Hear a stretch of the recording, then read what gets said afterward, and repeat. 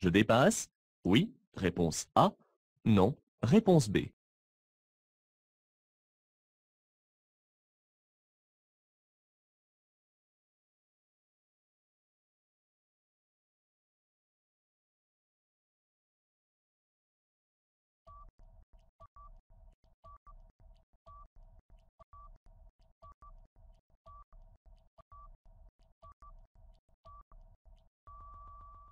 Je ne suis pas concerné par ce panneau qui interdit le dépassement seulement aux véhicules de transport de marchandises de plus de 3 tonnes 5.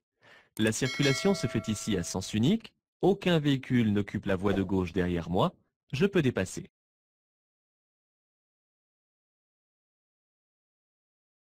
Je serre à droite.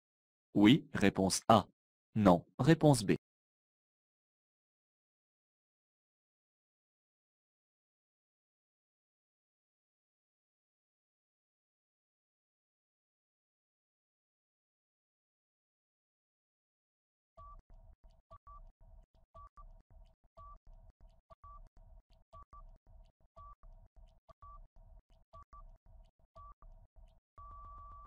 L'ambulance en face a activé ses feux spéciaux. Je dois donc lui faciliter le passage. Ici, en l'occurrence, l'ambulance doit dépasser le cycliste alors que je suis en face. Je serre à droite dans le renfoncement.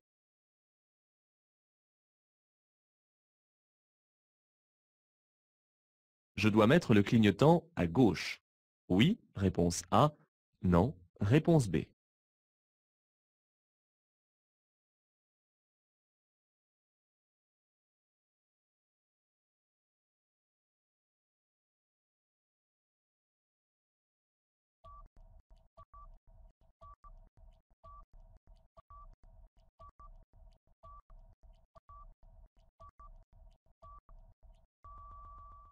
Tout changement de direction ou tout écart de trajectoire doit être signalé aux autres usagers à l'aide du clignotant.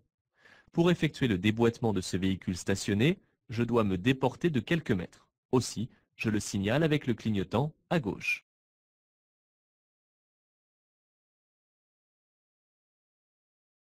En tournant à droite, je cède le passage au piéton. Oui, réponse A. Non, réponse B.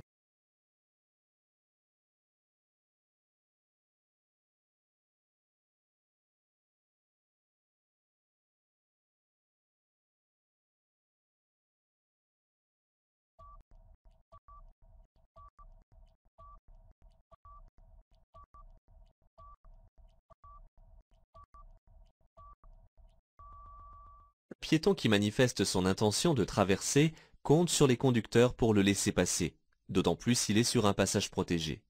Je dois m'arrêter, même en tournant à droite ou à gauche dans une intersection.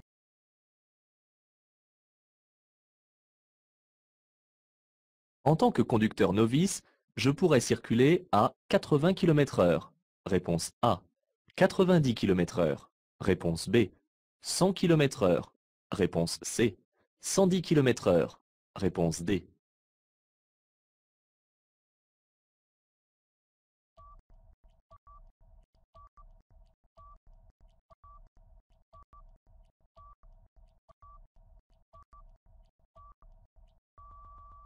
Ce panneau met fin au statut d'une route à accès réglementé. Désormais, la vitesse est normalement limitée à 90 km/h, mais en tant que conducteur novice, elle est réduite à 80 km/h.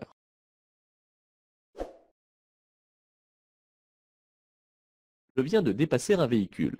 Je continue dans cette voie. Réponse A. Je me rabats entre chaque véhicule. Réponse B.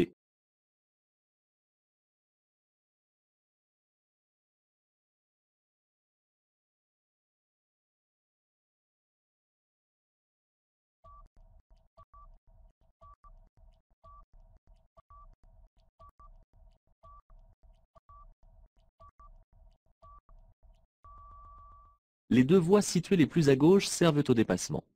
Lorsque ceux-ci sont terminés, je dois me rabattre dans la voie de droite. Cependant, si je me rabats entre chaque véhicule, la distance de sécurité entre celui qui me précède et le mien ne sera plus respectée. Pour le moment, je continue dans ma voie et lorsque toutes les conditions de sécurité seront réunies, je me rabattrai alors à droite.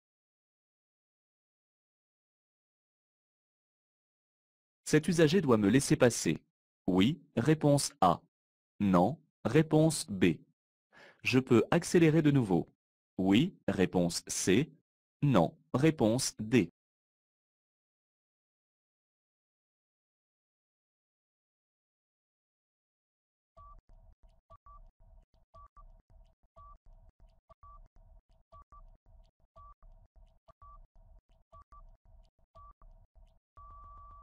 L'approche d'une intersection, je dois toujours ralentir, quelle que soit la direction choisie ou le régime de priorité auquel je suis soumis. Bien que cet usager marque l'arrêt au stop, j'attends d'être passé entièrement avant de reprendre l'accélération.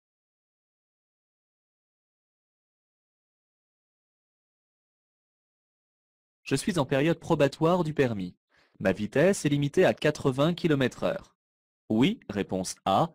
Non, réponse B. Rouler ici à cette vitesse est raisonnable. Oui, réponse C. Non, réponse D.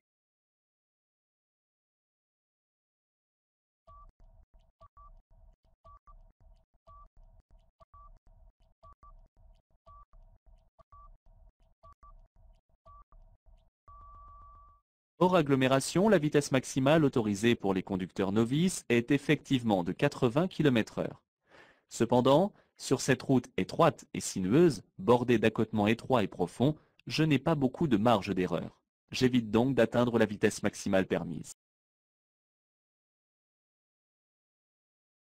Je suis ce camion à bonne distance. Oui, réponse A. Non, réponse B.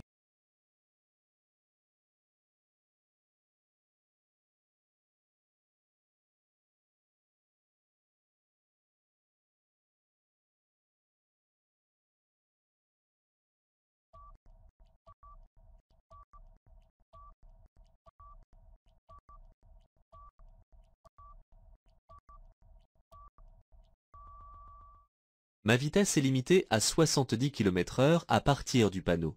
J'y suis donc déjà. La distance de sécurité étant de 2 secondes derrière un autre usager, je dois ici laisser au moins 40 mètres.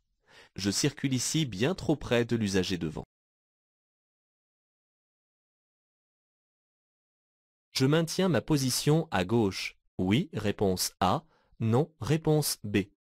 Je ralentis mon allure de croisière. Oui, réponse C. Non, réponse D.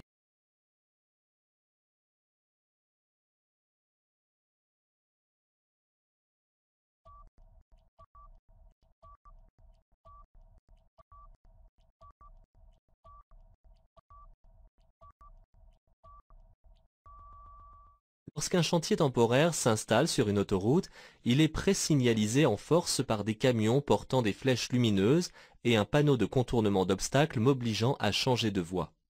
Je reste ici sur la gauche jusqu'à la fin des travaux. La présence de personnel m'oblige à être plus attentif et à ralentir. Je vais rencontrer un carrefour giratoire. Oui, réponse A. Non, réponse B. Je céderai le passage aux véhicules circulant sur l'anneau. Oui, réponse C. Non, réponse D.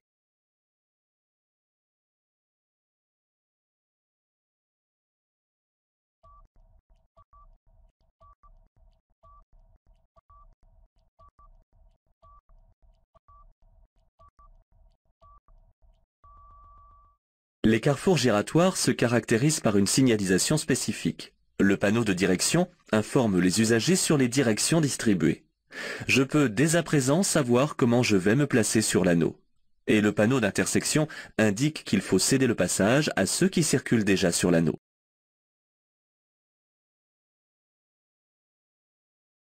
Je ralentis. Réponse A. Je m'arrête au niveau du panneau. Réponse B. Je m'arrête à la ligne de stop à 50 mètres. Réponse C. Je céderai le passage à gauche et à droite. Réponse D.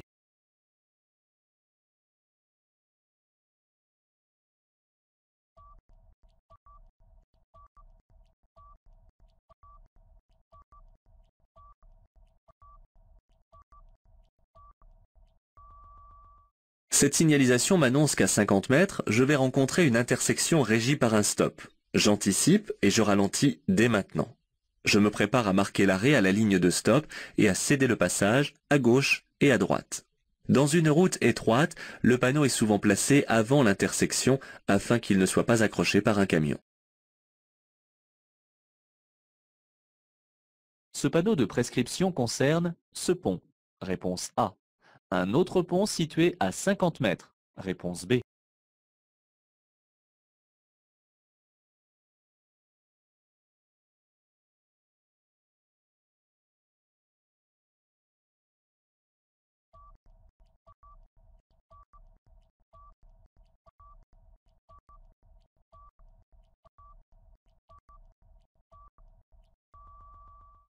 Ce panneau interdit l'accès de cette rue aux véhicules dont la hauteur est supérieure à 3,90 m. Cette interdiction, valable immédiatement, concerne ce pont. Attention, seuls les panneaux de danger sont situés à 50 mètres ou à 150 mètres du danger qu'ils annoncent, selon qu'ils sont implantés en agglomération ou hors agglomération.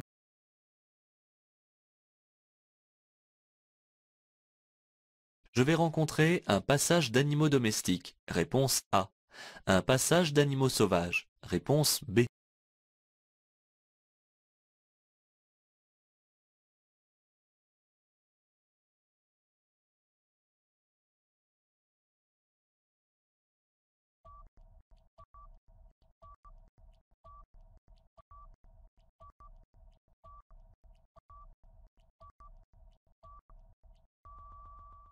Ce panneau de danger annonce que j'entre dans un secteur pastoral où il peut y avoir des passages d'animaux domestiques et plus particulièrement des moutons. Je reste attentif car leur comportement est imprévisible et je ne klaxonne pas.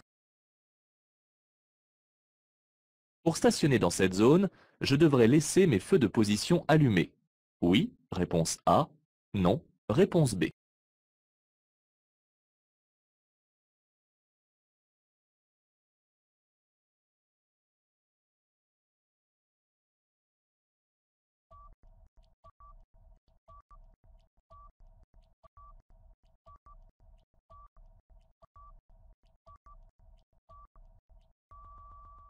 J'entre dans une zone à stationnement réglementé. Les emplacements de stationnement y sont délimités et n'empiètent pas sur la chaussée. Je n'ai donc pas besoin de laisser mes feux allumés puisque je ne gênerai pas les usagers qui circulent. Je peux m'arrêter dans l'emplacement de droite pour changer de conducteur. Oui, réponse A. Non, réponse B.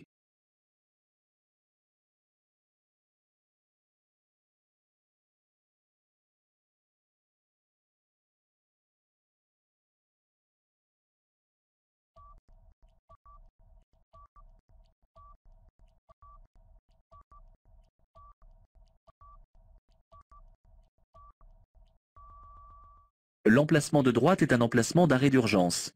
Comme son nom l'indique, il est réservé uniquement pour les urgences du type crevaison, panne moteur ou encore un malaise. Je ne dois en aucun cas m'y arrêter pour changer de conducteur ou pour stationner.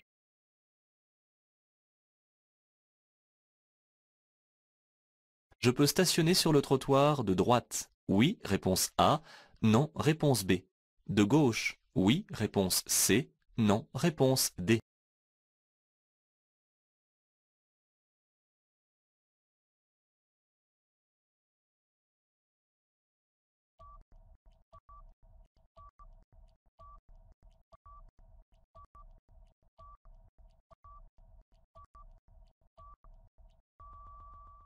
La rue est bordée de trottoirs. Ceux-ci sont réservés à la circulation des piétons.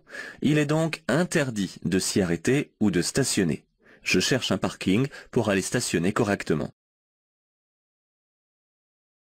Pour effectuer un créneau dans un espace limité, j'entre en marche avant. Réponse A. En marche arrière. Réponse B.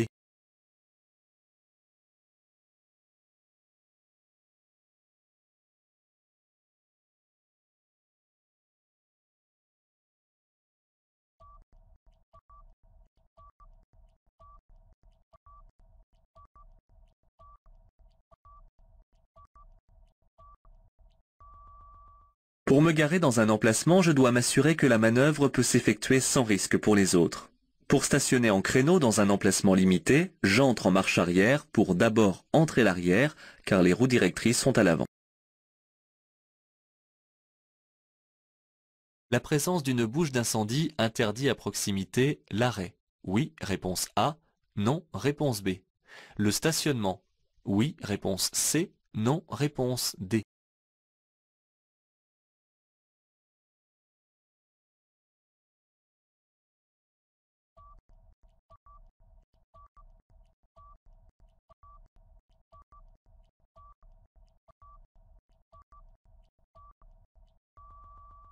Il est aisé de comprendre pourquoi un véhicule arrêté ou stationné devant ou à proximité d'une bouche d'incendie peut gêner. On ne laisse pas même la possibilité d'un arrêt au regard de l'urgence de l'utilisation d'une telle bouche.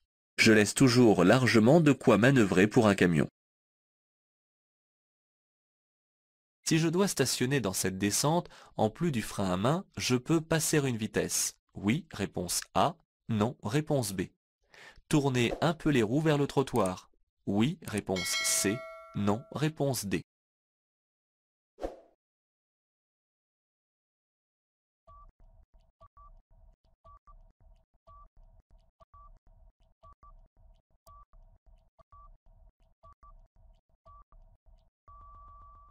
Bien que les freins de parc, appelés freins à main, soient aujourd'hui fiables, personne n'est à l'abri d'une défaillance. Par mesure de sécurité, je passe la première ou la marche arrière et je tourne un peu les roues vers le trottoir. Je peux m'arrêter pour déposer un passager. Oui, réponse A. Non, réponse B.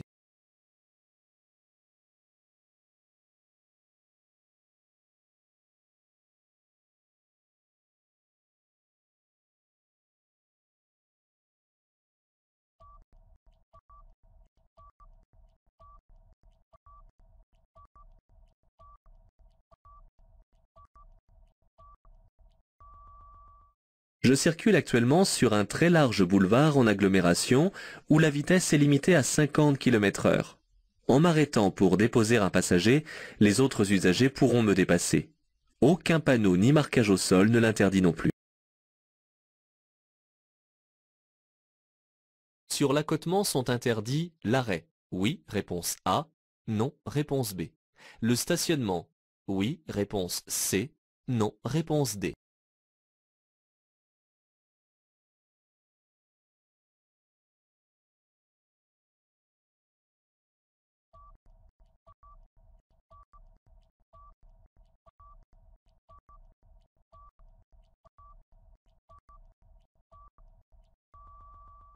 L'arrêt et le stationnement sont interdits sur les voies rapides et sur les autoroutes. C'est le cas ici.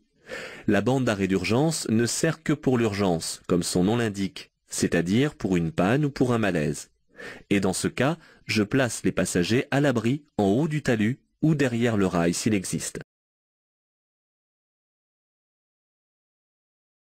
Dans ce tunnel en agglomération, je peux circuler avec les feux de position seuls. Oui, réponse A. Non, réponse B.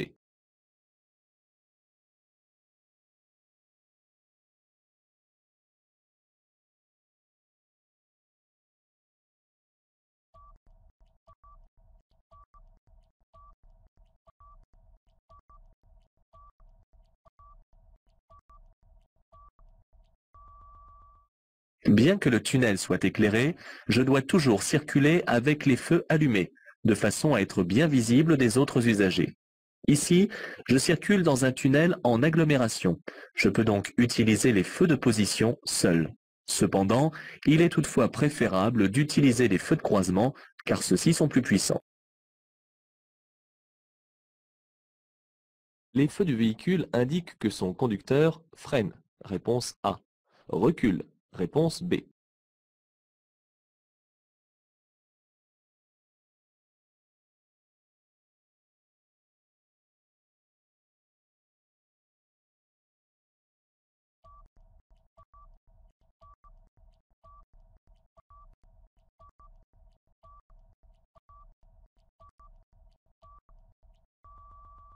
Les feux rouges des véhicules devant moi m'indiquent que son conducteur a le pied sur la pédale de frein. Il maintient le véhicule à l'arrêt. Les feux de recul, quant à eux, sont de couleur blanche et s'allument dès que l'on passe la marche arrière.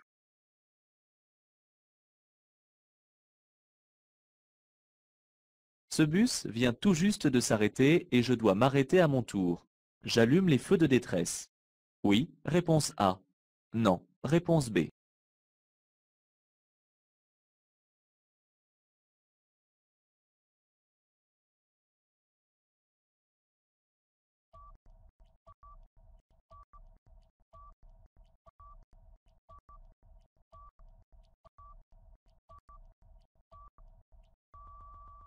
Le conducteur devant moi a allumé ses feux de détresse. Ils doivent en effet être utilisés lorsque le conducteur est le dernier de la file fortement ralenti. Je dois les allumer à mon tour, mais un usager est juste derrière moi et il s'arrête aussi. C'est plutôt maintenant à lui de les allumer. J'allume les feux de croisement. Oui, réponse A.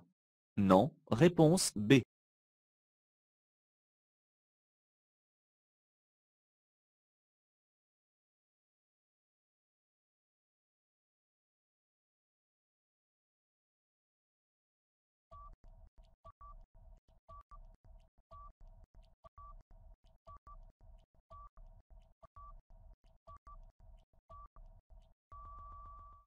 Bien que ce tunnel hors agglomération soit éclairé, je dois allumer mes feux de croisement afin de mieux voir et d'être mieux vu. Je dois toujours les allumer un peu avant l'entrée dans le tunnel et les éteindre un peu après la sortie pour être mieux perçus par les autres usagers.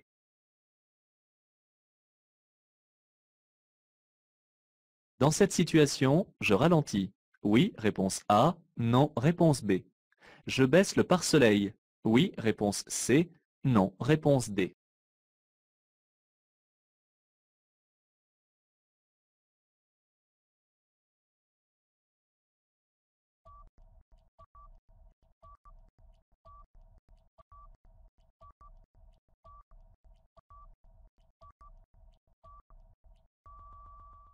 Je vais passer rapidement d'une zone sombre à une zone fortement ensoleillée, avec le soleil de face, et mes yeux auront besoin d'un laps de temps pour s'adapter à ce changement de luminosité.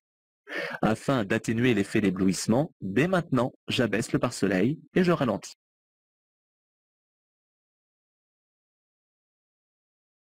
Je peux allumer les feux de croisement. Réponse A. De route. Réponse B. De brouillard avant. Réponse C. De brouillard arrière. Réponse D.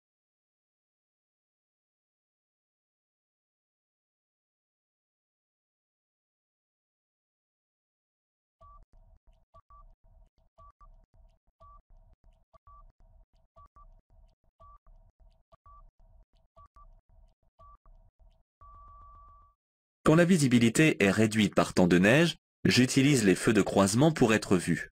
Les feux de route sont interdits. Je peux également allumer les feux de brouillard avant qui peuvent remplacer ou compléter les feux de croisement ainsi que les feux de brouillard arrière.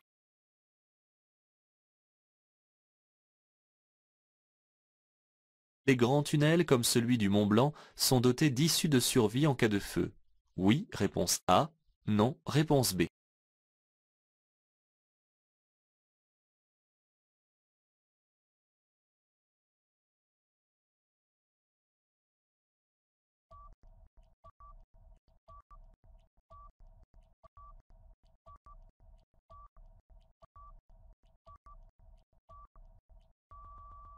Dès qu'on précise qu'il s'agit d'un long tunnel, il existe des règles ou des procédures à connaître pour assurer la sécurité dans la traversée et pour se protéger en cas d'incident mineur ou d'accident majeur. Ces grands tunnels ont tous des abris de ce type, résistants au feu et aux fumées toxiques. Je dois les utiliser et ne jamais en sortir tant qu'un personnel ne me l'a pas dit. Il existe des issues protégées menant vers l'extérieur.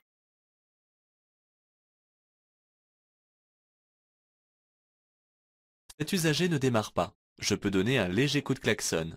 Oui, réponse A. Non, réponse B.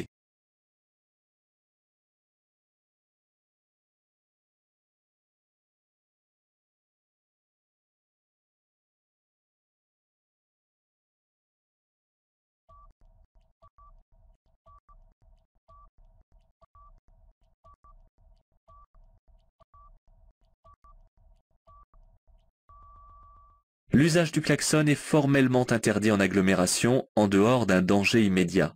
Ici, je suis plutôt gêné qu'en danger. Un simple appel de feu devrait suffire puisque cette personne regarde vers l'arrière de l'habitacle.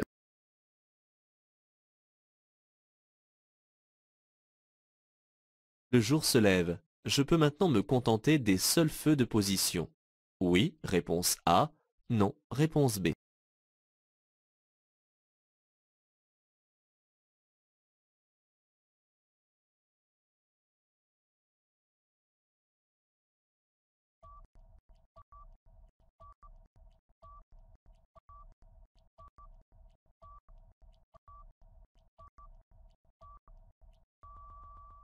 L'utilisation des feux dépend surtout de la visibilité et non pas du lever ou du coucher du soleil.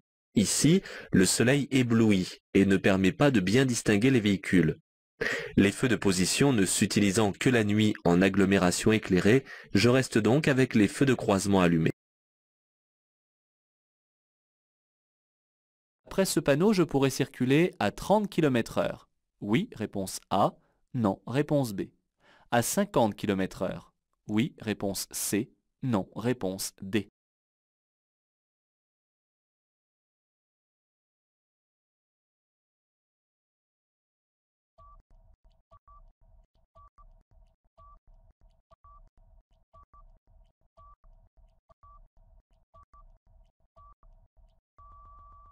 Le panneau de zone 30 est implanté en des lieux très fréquentés par les piétons. Cela permet aux conducteurs d'élargir leur vision et aux piétons de mieux percevoir les véhicules. Après ce panneau de sortie de zone, ma vitesse sera limitée à 50 km/h car je circule en agglomération. En conséquence, je pourrai circuler aussi à 30 km/h.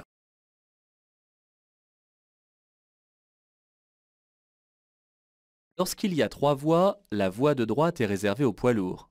Oui, réponse A. Non, réponse B.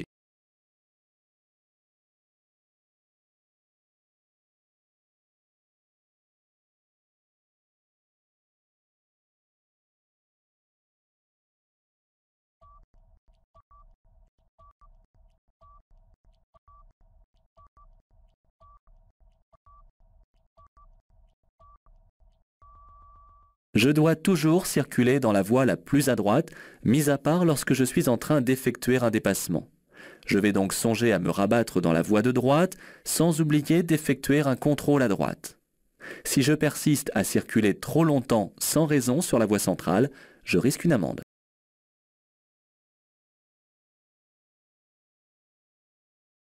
La signalisation m'annonce qu'il n'y a qu'une seule intersection protégée sur 5 km. Oui, réponse A. Non, réponse B.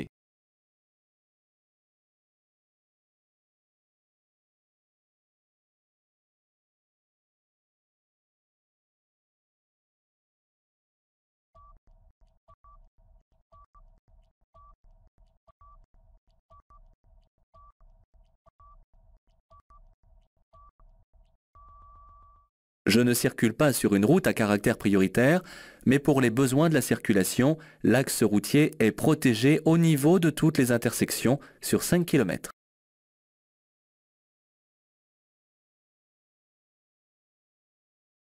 Sauf indication contraire, je pourrais tourner à droite à la prochaine intersection. Oui, réponse A. Non, réponse B.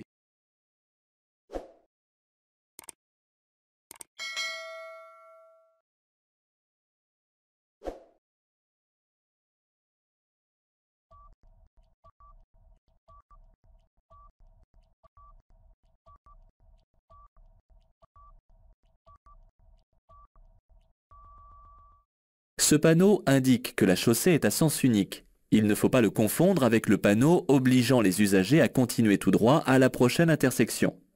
Sauf indication contraire, je pourrai donc tourner à droite ou à gauche au prochain carrefour.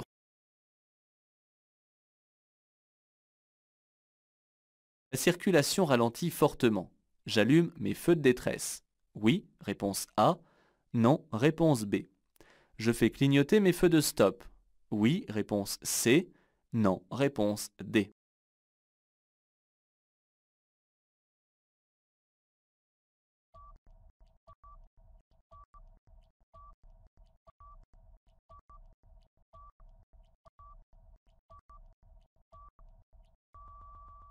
Dans le cas d'un fort ralentissement, je dois prévenir assez tôt les usagers qui arrivent derrière, en actionnant les feux de détresse. Il n'est pas inutile de faire clignoter les feux de stop. Dès que l'usager qui me suit allume les siens, j'éteins les miens.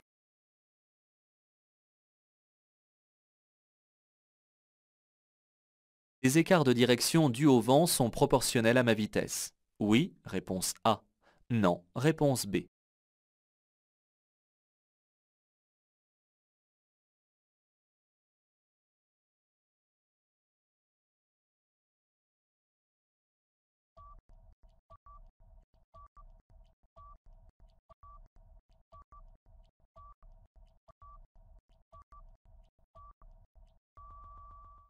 Plus ma vitesse est élevée, plus le vent peut provoquer des écarts importants de trajectoire.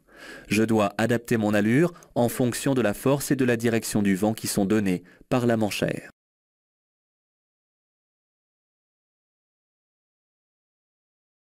Dans cette situation, je klaxonne. Oui, réponse A. Non, réponse B.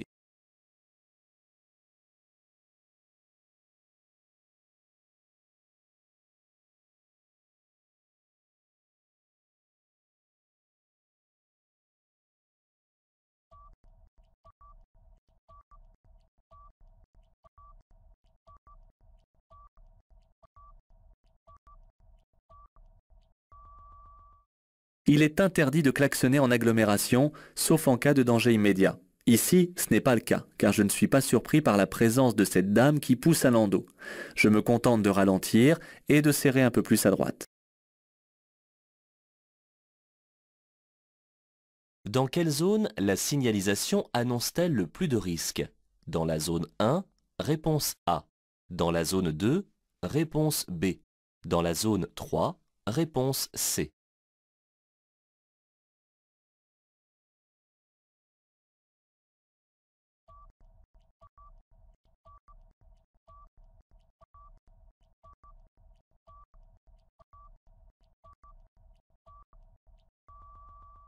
La signalisation annonce un passage piéton à 50 mètres et une limitation de vitesse à 30 km/h à partir du panneau à cause du ralentisseur situé sur ce même passage.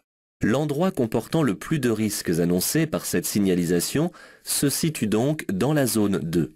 Je dois être attentif au ralentisseur pour ne pas endommager l'avant de mon véhicule et surtout à la présence éventuelle de piétons sur le point de traverser à cet endroit. Dans les zones 1 et 3, je surveille simplement les usagers que je croise et qui me suivent.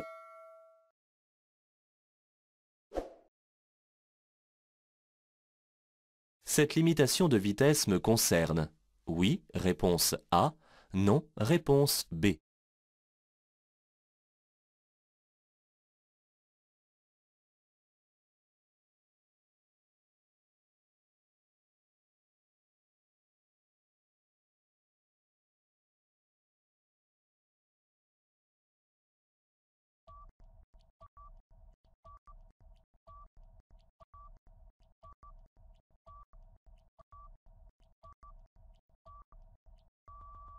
On pourrait croire que je suis concerné par ce panneau de limitation de la vitesse à 70 km/h. Mais le panonceau en forme de flèche en dessous enlève toute ambiguïté. Cette vitesse n'est limitée que pour les usagers de l'autre route à gauche et ne concerne que ceux qui souhaitent emprunter la sortie numéro 3 annoncée. Je ne tiens pas compte, où je suis, de cette signalisation.